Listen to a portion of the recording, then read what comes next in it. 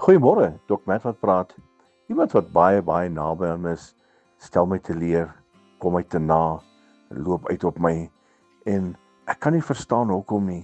En hy faal my. Want jy sien ek sal vir die persoon alles gedoen het. Ek sou ekstra myl met hom geloop het, soos wat ek altyd in die verlede maar gedoen het en ek is so teleurgesteld. En terwyl ek sit in my stilte tyd en ek bepeins hierdie goeters, toe kom die ou Pinksterkoortjie op, never failed me yet.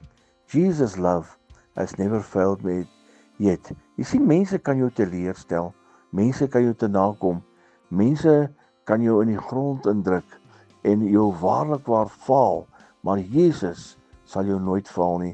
Never has he ever failed me.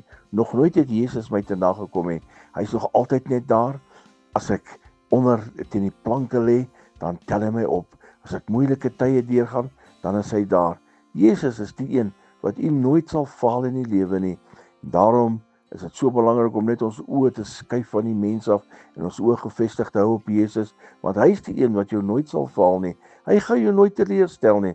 Ek dank hom dat hy altyd daar is en my nooit in my lewe te na sal kom of my sal faal nie. Herlewingsgroete.